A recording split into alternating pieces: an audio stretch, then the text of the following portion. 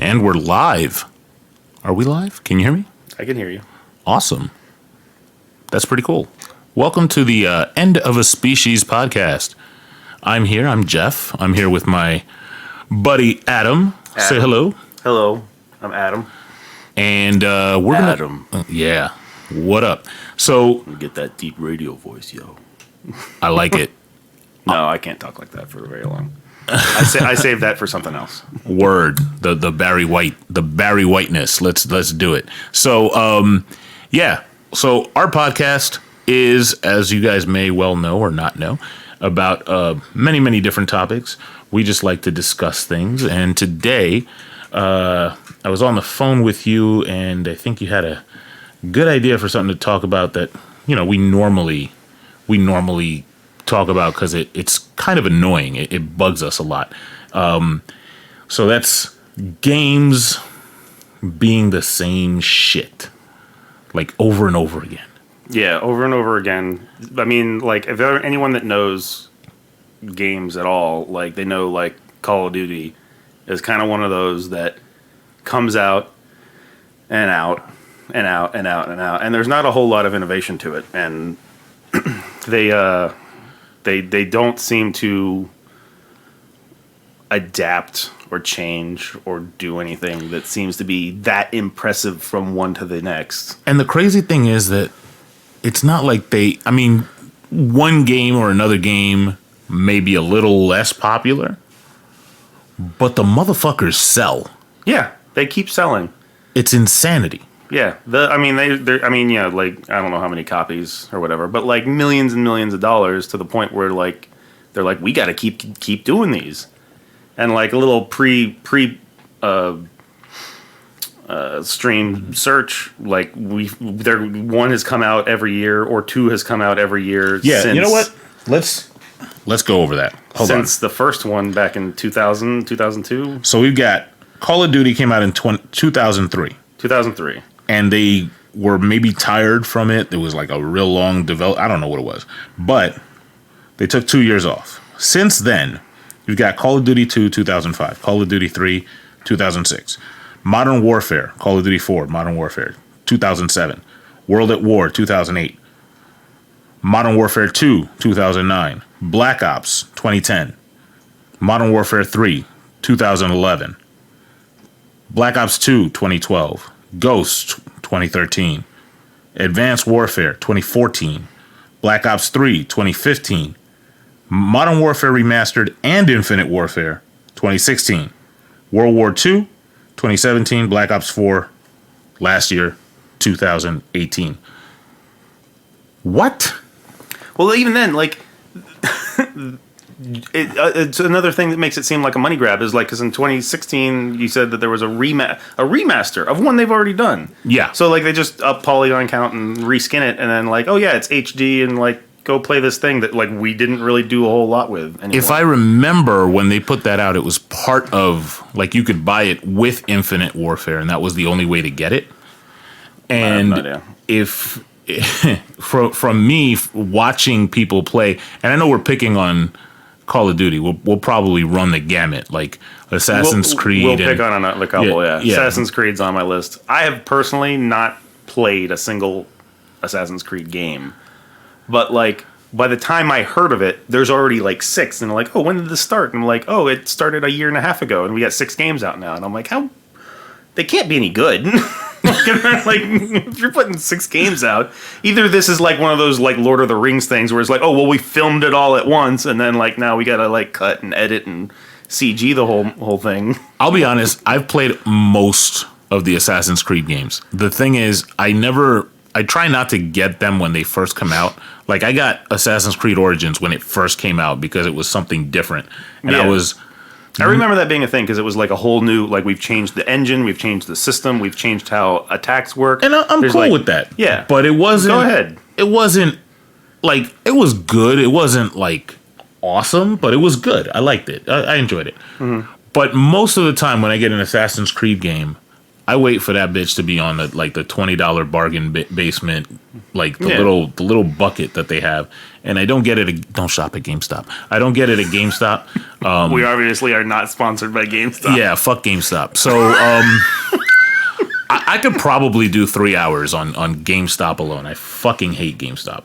But regardless, yeah. But to go back to Call of Duty, not only is it like a lot of the same stuff over and over again. And some people are going to say, no, but the kill streaks are different.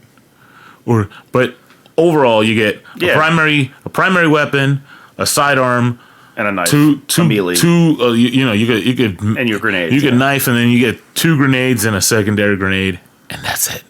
And so, like, I know some of the Black Ops have changed. So, like, they want to do the Team Fortress 2 thing. Like, it seems now where each character has a specialization, and then I think that was with this last one because I was watching something about E3, and they're like, "Oh yeah, it's amazing! You can do X, Y, and Z, and like there's characters with names." So it's Overwatch. So I'm like, so they took Overwatch, and they're like, "Oh yeah," and then we've got a team like a deathmatch thing where like King of the Hill. Or like I'm like, "Oh, so it's Fortnite," and I'm like, if nothing else is proof that like a franchise has not a lot of creativity to it.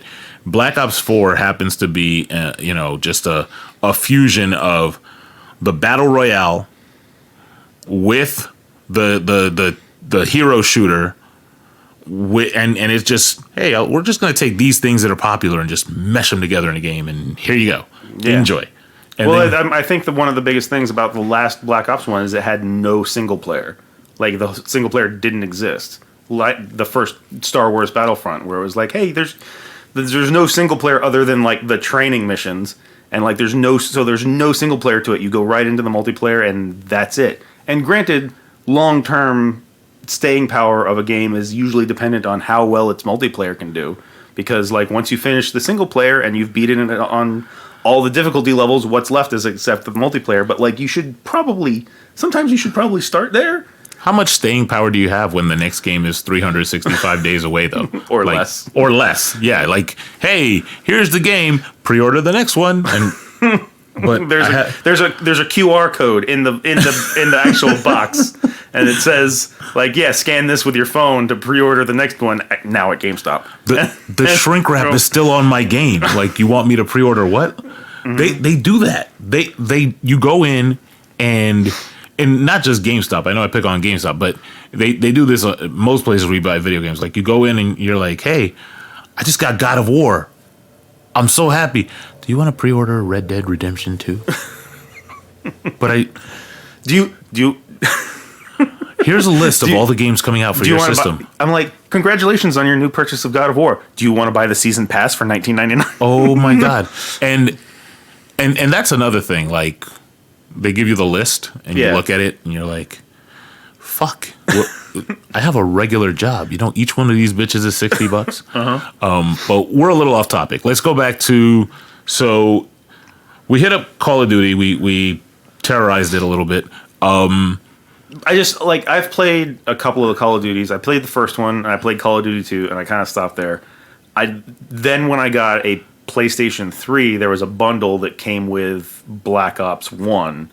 So I think that was 2010-ish or so. And I got that, and I was like, oh, single player is good. And then I got in the multiplayer, and I was like, oh, this is fun. I can kind of understand what people are talking about. And then, like, when it came in the bundle with the PlayStation 3, like, a month or two later, they're like, hey, there's another Call of Duty coming out in 4 months. And I'm like, I haven't finished this one. I was like, all right. So like the next one came out, and I don't remember what that one was, but it was a modern war invasion of World War II or whatever.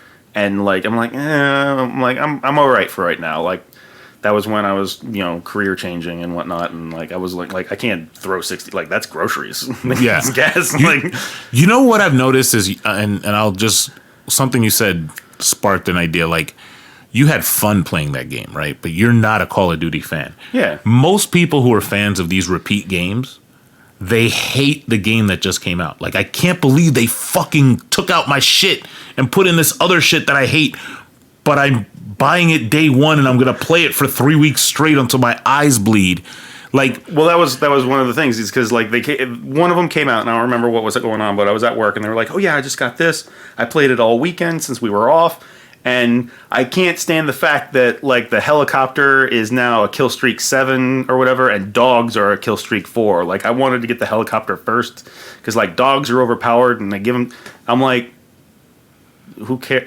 I'm like I think the highest kill streak I got was like a rank 3 one or whatever, and then they yeah, you get this because then I go around the corner and I got blasted in the face by somebody who happened to be camping there with a shotgun and just like hello crack. So it's like, oh well, that's gone. compare that to like some fighting games, and my boy 8, shout out to Imagine 8 Music, has a real love for Mortal Kombat. But when Mortal Kombat comes out, this motherfucker loves everything that comes out. Like Mortal Kombat 11 is about to come out, and when we look at trailers, he's not like, well, why did they do that to Noob Saibot? He's like, holy fuck, that trailer was the shit. I can't wait to get this game. And I'm like, yo, that's a fan. When you look at people, you know, who really like Call of Duty, what else? Assassin's Creed, right?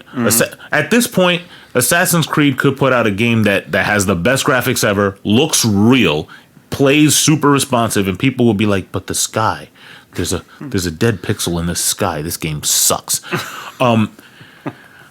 The battle royale games, whenever they do like or really any game, like even the hero shooters, Overwatch, Team Paladins, Fortress. Team Fortress, whenever they do a rebalance to those games, everybody, you're killing the game. I hate that.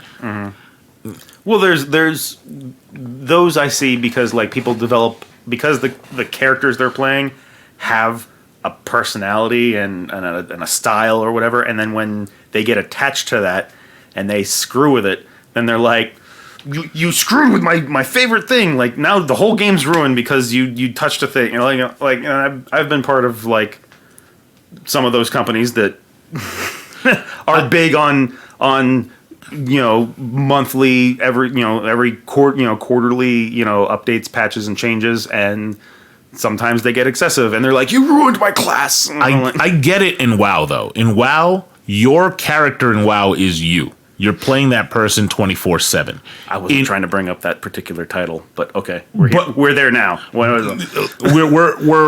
through the rabbit hole. So, but like if you go to Overwatch, if you're really good with Tracer and you're in quick play and somebody picks Tracer, you gotta fucking pick somebody else.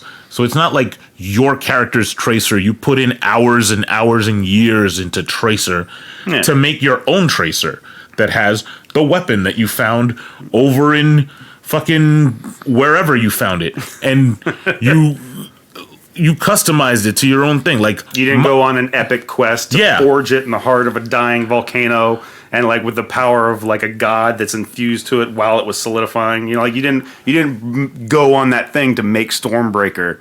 You know, and then your tree friend helped make the handle. and like, I haven't played WoW. I want to say in 2 years. Like since Legion is when I jumped in, and I didn't make it to the next one, and that has nothing to do with me not liking WoW. It's just life happens. We're old and grown, and sometimes we're adults with responsibility. Yeah, so it's really what it comes down to. But my dwarf shaman. It's the most powerful dwarf shaman in the entire universe. That was my thing. When I played WoW, I would let Adam know, like, this is the most powerful dwarf shaman in the universe, even whether he is or isn't. But that's my dude. Yeah. Like, I went places and did shit with him. Like, we went on quests. We took down huge fucking monsters. So if they change him up and my lava burst doesn't work the way it used to, I might be a little upset. Like, yo, my shit don't work like the way it was, But whatever. But you can't. It's not like you're gonna log in one day like, oh, someone's using your dwarf shaman. Yeah, and now I gotta figure something else out. I guess I'm a mage today. Like, okay. But yeah, so I get it. Some people don't find games as enjoyable when they tweak stuff, but in the extreme, let's say they really were, because usually when people say that a game is being ruined, like for a Call of Duty, the next game is the same as the last game. Yeah. I don't give a fuck what they changed. It's the same game. It's not super innovative. The only time that I thought it kind of came across as like, oh, they've added like another dimension to the gameplay is when they started adding in the battle suits or whatever, the things that made you jump. Oh yeah. Jump and like run on walls and whatever. And I'm like, okay, you've changed up a gameplay dynamic or whatever. You're not just like going around corners with an M16 or a saw or whatever. Like there's now like, oh, I can get on top of this building. Like I can alter the battlefield and stuff. Like, okay, like, so that's the right direction. And it lasted for one game and then they were out. They were like, but if they really ruined the game, like for a game of, like if I looked at a game and I'm like, you know what, they really fucked this game up. Mm-hmm. I could bitch about it. But if I really felt that they ruined it to the point where I have to get dramatic, the video game genre is so vast. I don't have to reach in my wallet and take money that could have gone to pizzas or mortgage, keep the lights on. Any of that. Maybe some comic book thing a poster that I could put up on my wall. Something other than the thing that's going to raise my blood pressure because they ruined it. Like, you know what? Perfect. Like, and this is kind of like a little bit beyond, but like the perfect iteration of a company that came back with like a sequel to a game, but ruined that game so bad that it's like it never existed. And that game is Thief. I don't know if you've ever played any of the Thief games before. I've never played the Thief games, but I know of them. Okay. So the Thief games, there's Thief 1 and 2, which these are the first ones and 2, I think were primarily PC. They may have been on console, but I don't know. I'm primarily a PC person. But they announced a few years ago, we're going to redo Thief and we're going to make it amazing and we're going to add in character and story and development and like abilities and all this kind of stuff, and then we're going to make it great like it was back with Thief 1 and 2. And people were like, oh my god, anyone that knew that series were like, yes, we're going to get into this. And like, I had played Thief 1 and 2. They were some great games. And like, I was like, okay, yeah, you give Thief a shot. You know, I'd love to see like a return to like a quality like stealth game as opposed to just running in room when you to say room, quality stealth, you mean like Dishonored stealth? I haven't played Dishonored, so I couldn't tell you. Oh well, so like we're at an impasse. But like a stealth game to where like the amount of light that's in the room, how much you're moving, like what you're wearing, all that stuff factors into like someone being able to come into a room and see you, and then like when they see you, jig is up. Like you got to either like kill them, and like the part of the game is like you can play through the entire game and never kill a person. Like that's an achievement in the game. That's a true stealth. Yeah, so it's a true stealth game. And this game was a travesty. I started playing it because I never usually play anything on like easy or whatever, because like I'm like, I've gamed for 25 years, you know, like, since I and even before that. I'm 35, so 30 years, 5 years old. I'm playing Ninja Turtles on NES, you know, and like that one little jump. That was a game. That one little jump in like the third or fourth section of the game where it's like it's like at the roof, and then like you keep trying to jump, and then like the game is set up to where it's like if you jump, like you just fall down this like little thing. It's only like one square of game of it, but if you just walk across it, that was it. It's like you just keep walking. So why does it even? Anyway. So anyway, for the record, I played that game on a Commodore 64. Old guys, FTW. Yeah. Anyway. So, but anyway, I'm like, I don't need to play anything on easy. Like I would play it on normal or better. But like Thief game, I was like, I'm gonna try and see how bad this is, like how rough it is to like play through being a stealth kind of character. So I played the first 2 levels, and like it's kind of a continuation. Like you move, it gives you like one of those like as you're walking through from one section to the next, it like a thing comes up in your field of vision of like chapter 2, like, and that's how it kind of goes, because there's not like hard cuts. It's like this is the second level. That's pretty sleek. It was for the first little bit, and then there was a loading screen, and then it was like, okay, in chapter 3, and then you're going into like a guardhouse or something, or a castle, or Duke's court, whatever. Anyway, you go into this section, and I'm like, this is when I started really noticing it, is that stealth doesn't matter. You can run by somebody at full speed, just sprinting by them, and they're like, hey, stop there! And then, like, music changes, and then, like, they'll fire a crossbow or whatever at you. But, like, you just run around the corner, and then run around the next corner, and they lose you. And then it's over. And I'm like, this is on hard on a game that's a stealth game, and there's no consequences for being seen? Like, what is this? Yeah, that's terrible. Because, like, it used to be, like, you know, someone sees you, like, the whole castle's like, we're getting this motherfucker. Like, you know, and, like, you got people coming out of the fucking walls and stuff looking for you. And I'm like, this isn't a stealth game. This is a run and gun game without the gunning. This is just run through, grab everything that's blinking in your field of vision as you run by, and you finish the mission. And, like, at that point, like, I stopped playing. I was like, this is bullshit. That actually reminds me of what Assassin's Creed is like. Like, I like Assassin's Creed. I like the gameplay. I like being able to just run in and just kill a bunch of people. And with Origins and Odyssey, I like the additional challenge of having to know, you know, combinations and timing and having to block and dodge and stuff like that. But anything before that, all the way up until Syndicate, you're supposed to be this assassin that is, you know, and they give you points for stealth and all that. But if you do just drop down on a target and just assassinate them and then move back up, couple things. First, you can escape anything. You're out. And people will see you, they'll chase you for a little bit, and then they'll just, yeah, we're tired. We don't want to chase you anymore. It was like, he went up a building? But for like, key targets, yeah. for key targets, like that move the story along, right? For those targets, the whole scene shifts. And even if they're surrounded by 1,000 guards, like that chapter stops. So it's not really stealth. And it's not really like, it's an assassin, but you like press the button to kill somebody, which is video games anyway, I know. But like, it's not, you didn't plan in and you could just like run up to them and kill them. And what happened right after that? Like, there's 1,000 guards. You're probably going to die. But nope, the next chapter, you're on a beach somewhere and you're discussing, yeah, I killed that motherfucker. Isn't that great? 1,000 coins to you, my friend. Great job. Insanity. Like, no consequences.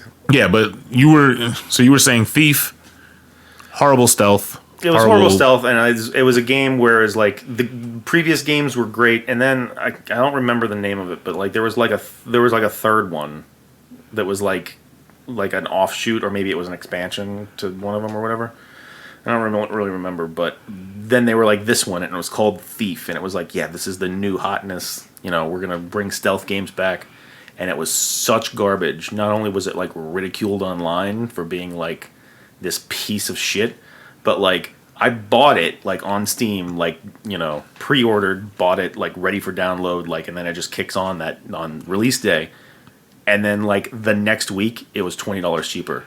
I was like, motherfucker! Wow! And then like within the course of the next, you know, couple of months, it was $10. And I was like, this thing got ripped apart.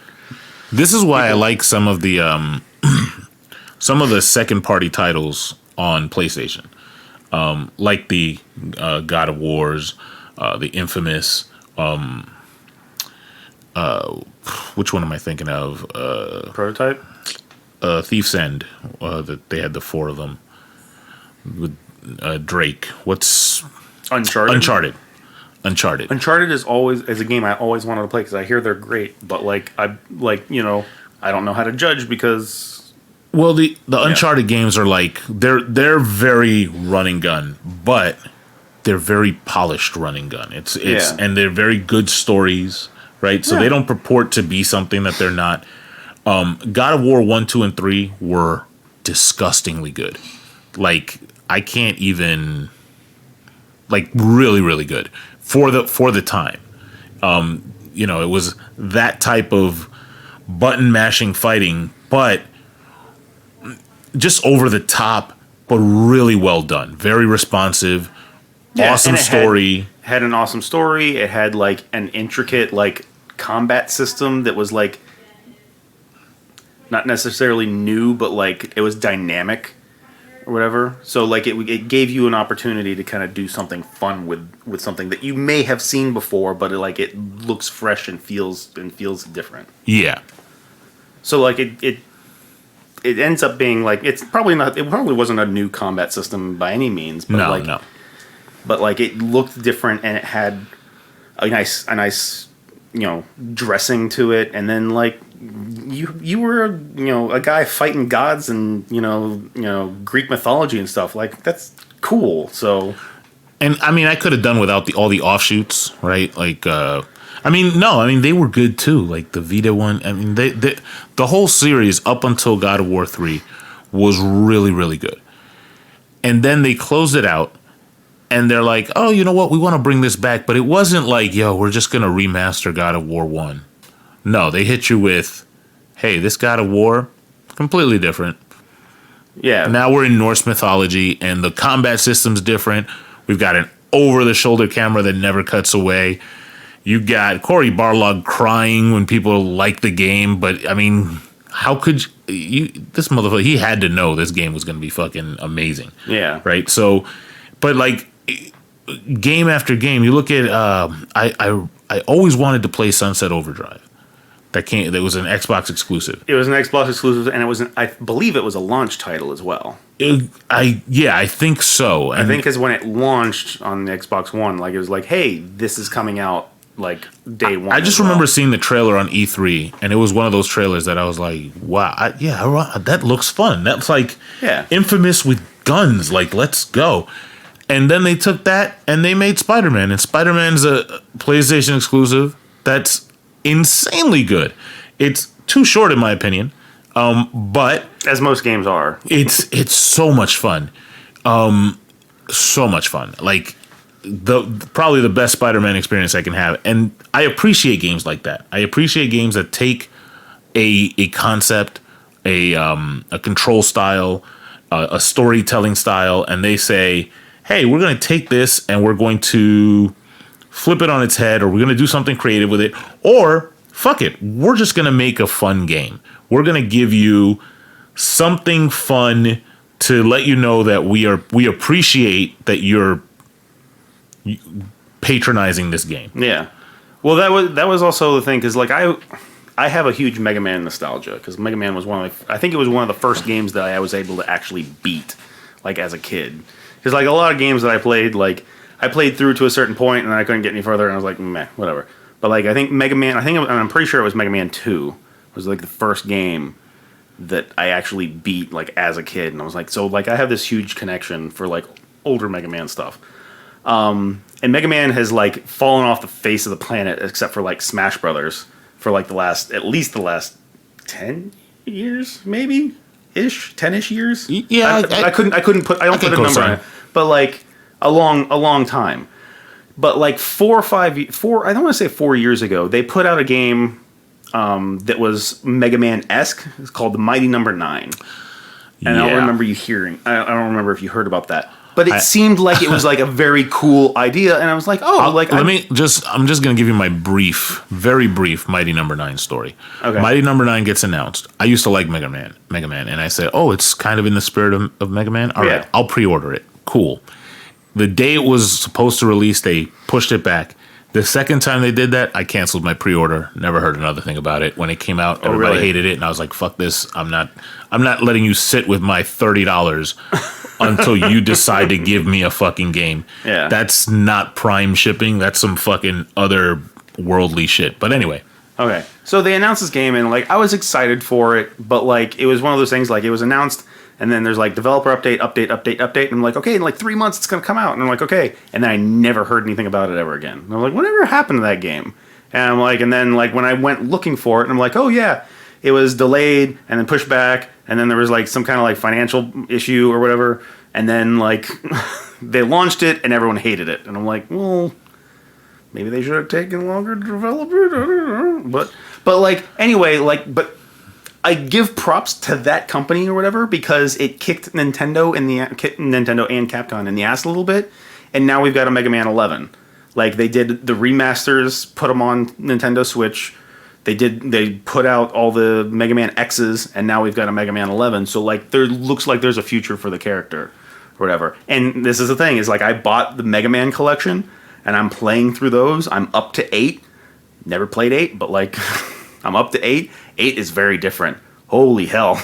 8 was such a turn to for me, this thing. But like I'm gonna play through those, and I purchased and I own Mega Man 11, and I'm excited to play it. But like I think I only played up to Mega Man 5, and I played Mega Man X 1, 2, and 3, and then nothing past that. But like I want to get to Mega Man 11, and I hope it's good. I don't know what the reviews are for it. I haven't really looked. I haven't because I don't want to discourage myself from going like Mega Man 11 was a terrible game, and it was full of Nazis and they killed babies. I'm like, whoa, that's not my Mega Man. Wolfenstein. So, but like I want to like get through it, but like I got through 1, 2, and like I guess. Also, being a little bit like on the older side and playing a scroller that's like just like you got 2 buttons, to get to like where we're at now, where there's like jump and slow motion and like whatever, like those games were hard. Yeah. Oh my god, those games were hard. Didn't you do a similar thing with all the Zeldas? Before Breath of the Wild, I didn't make it through all of the console Zeldas before I played it. I got up to and beat, I think, Wind Waker. Okay. But like that's starting from Zelda 1. And like Zelda 1's a son of a bitch too. Because like unless you know exactly where shit is, you're wandering that map for a good ass long while. Why would you throw a bomb here?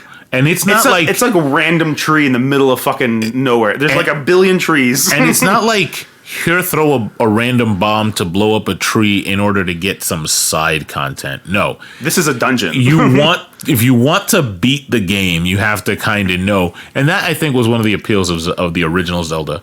That was, people got out with the graph paper and said, okay, over here, you have to do this thing. I know. Mm-hmm. And you got with your friends and you said, hey, what do you know? Or like, and then there's like the holy grail of the Nintendo Power magazine. It was like, I know where Dungeon 3 is. Yes. So like I know how to get through the Lost Woods or whatever. Like, and you're like, holy shit, that's amazing. But like, even then, like the thing that you're talking about is like, oh, you have to set this one tree on fire with the candle that you have to buy for 300 or whatever. And then like, but like it's one tree in the middle of a bunch of trees that all look the same. And it's not like the tree is like a slightly different pixel color or anything. It's just another copy paste sprite. It's just, like you click one and then you expand the box and it fills in with all the trees, and that's what it is. So there's nothing that would say like, and that's one of the crazy things is like during the course of the game, like you walk by this tree a billion times. You've walked by this one tree searching for stuff and going through, and like, oh, like it's Dungeon 7 is right here. I'm like, what? Well, to bring it full circle, like we look at Call of Duty through Call of Duty 1,000,000, and they're ubiquitous, so that might be part of the reason why people buy a bunch of them, right? Mm-hmm. But they're like very cookie cutter, copy paste, which will tweak one little thing, kind of like, it's just not very interesting. And then you compare that to Zelda, right? That series.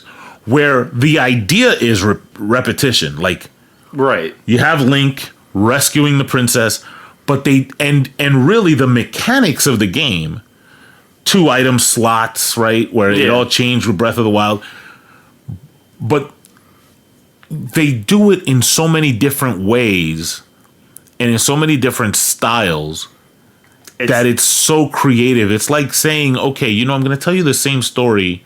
I'm gonna give you the same movie, but I'm gonna shoot it in black and white. So I'm gonna give you it's like all the Spider-Man. I'm gonna give you the Spider-Man Noir. I'm gonna give you the Spider-Man 2099 and everything in between. And they do that with Zelda. They give you this is a top-down kind of kiddie version. This is the handheld. This one is 3D, and this one has different types of puzzles and mechanics and. It may seem repetitive, but the feel of the game is different.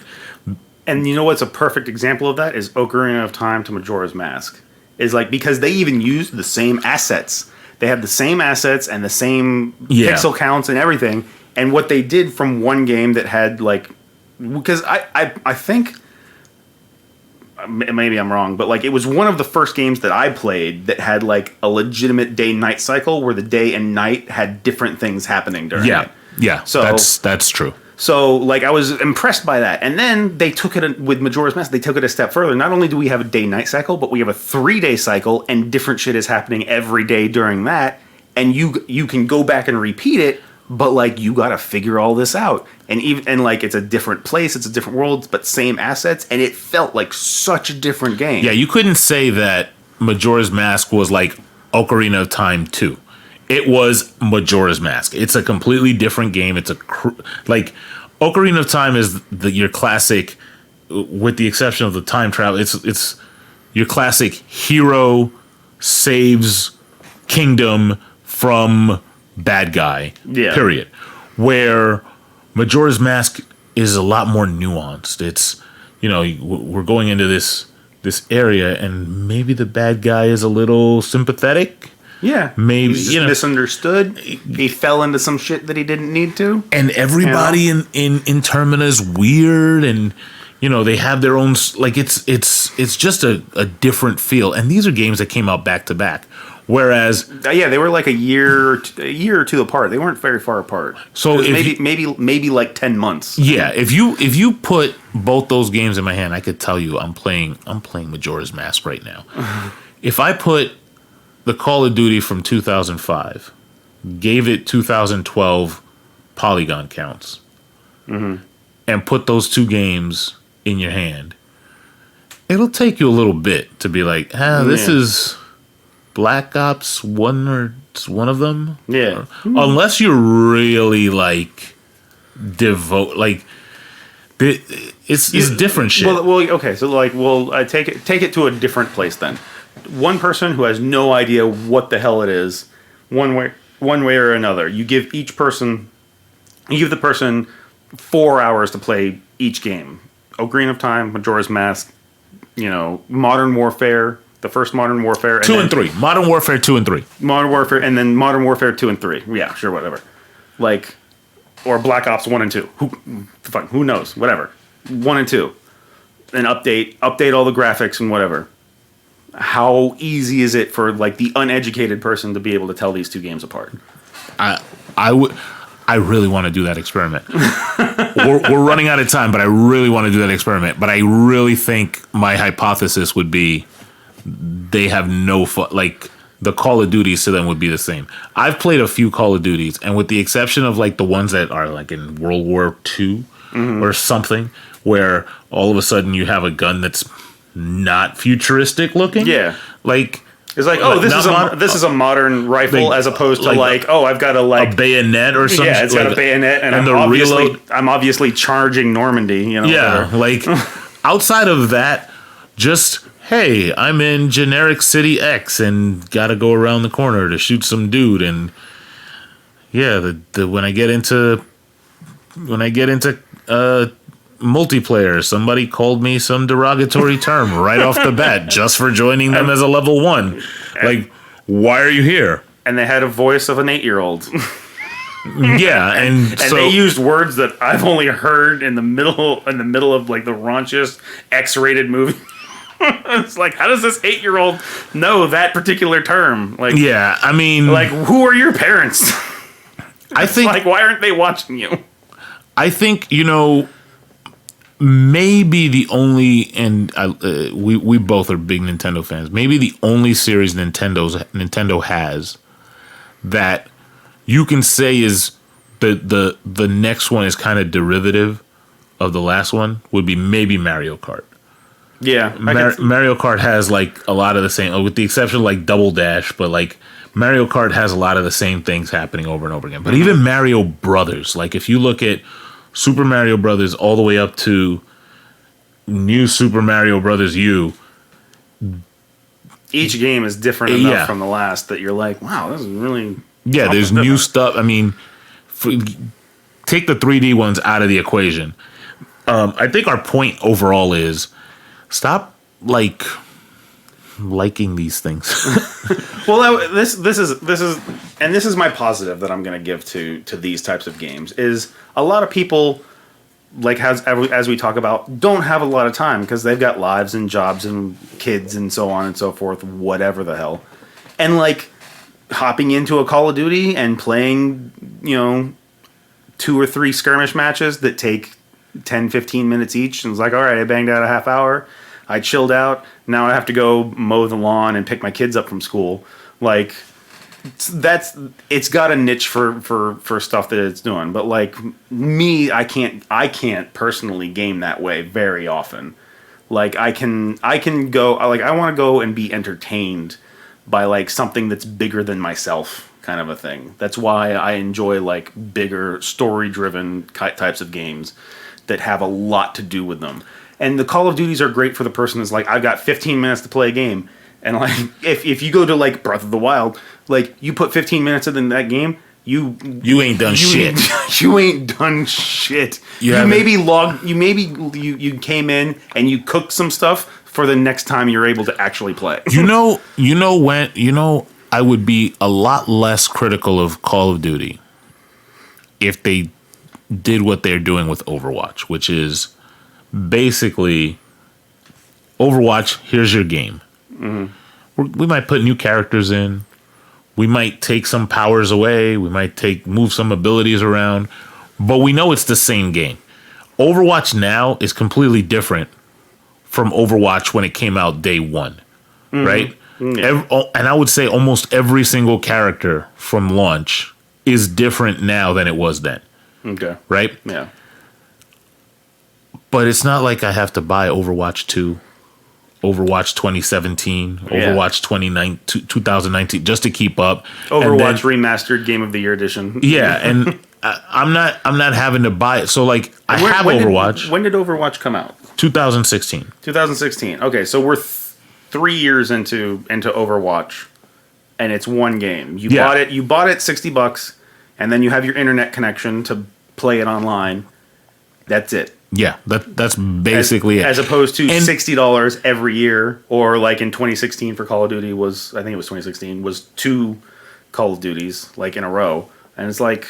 And in addition to that, if you want to throw money at it, maybe you buy, like now they have Overwatch League, so maybe you throw money at buying skins or whatever that you don't want to get them specifically from this random box. But it's not like you're like, oh well. But it's not indicative of being able to play the game.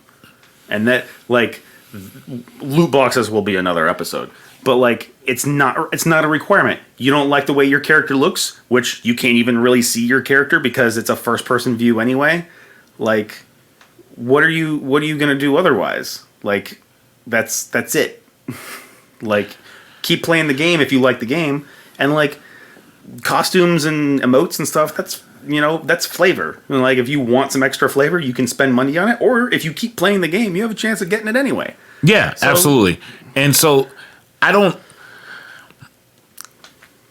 the same way with music. Like if I'm gonna follow an artist, or if I'm gonna listen to a specific song, I want to feel like whoever wrote the song or whoever recorded it, whoever made the movie, put as much work into it as the effort that I'm making or the money that I'm paying to see it, right? So like it's the same thing with games. I just don't feel like the repetitive games, and really even the battle royale games. If you look at Fortnite, if you look at PUBG, H1Z1. What's one of the new one? Apex? Apex. But I'm not gonna play Apex. But I'll give a slight pass to Fortnite and Apex because they're free. Right. I'll give a pass to any game that's free. Like you're gonna make your money on the loot boxes and whatever else. Go ahead. Like I don't have to pay it. I don't have to download your game if I don't want to. Like I'm not required to. And like there's nothing unless you've got something in the game that's enticing me to go and pick it up. I'm not gonna bother with it. And of course, in the battle royale now you have Blackout, which of course is a fucking Call of Duty. I know we said we were going to hit up a whole bunch of other games, and we touched up on a lot of stuff, but I think the Call of Duty the in my biggest mind offender is Call of Duty. is going to be and COD. really, it comes down to the biggest offender is Electronic Arts. It's really them. I think I'll agree with that to a point that like Electronic Arts, And I'm gonna leave it at a point with Electronic Arts because also they have complete control over two massive franchises right now that they're doing jack shit with, and that is Marvel and Star Wars. And we haven't gotten a good one of those games out in years. so This is going to be into a whole new thing, though. yeah, I'm very cautious about hitting up EA because EA is like a conglomerate that just wants money, and that's fine. If you want money, that's what you want. But when you said Marvel and Star Wars, that's we're going to hit into The that. sacred text. Yeah, that's going to be a massive discussion because that's like, that's holy ground for a lot of us. So I think If you're not fan, there's nobody that's not a fan. There's nobody that's a nerd that's not a fan of either one or the other of them. Yeah, like in some way. Some people might like Marvel, or some people might like Star Wars, or some people might like both. But it's rare that you're going to find a nerd that doesn't like either of them. We call those hipsters, not nerds. But Yeah. regardless of all of that, it's. I'm almost at a loss for words because I broke something in your brain by bringing that up, right? Just bringing that up. I'm about to buy a plane ticket and go over there. No, I'm not. But you weren't ready for it. Yeah. I apologize. No, it's okay. But yeah, so with all the franchises that EA has control over, they're the big bad. We'll do a whole series on that. We touched up on a lot of repetitive games. We had some really good conversation. We'll be back, perhaps. Yeah, we'll definitely be back. And if you guys want us to talk about anything, we're not just gaming talk. We can talk to you guys about music, Movies. lifestyle, movies. Politics.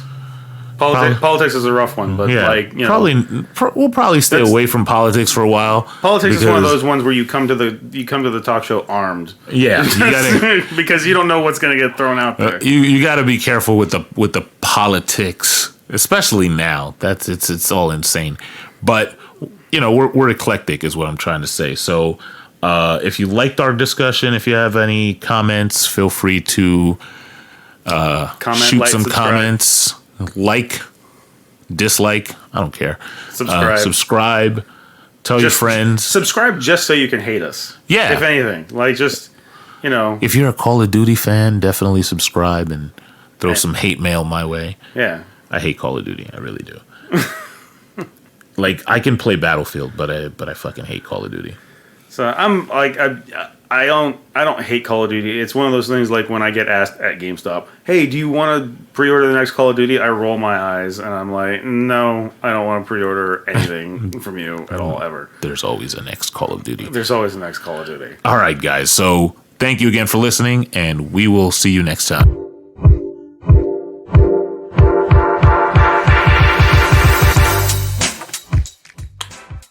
I think the next 4 Call of Duties could bomb and not sell anything, and they'll still make more. I agree.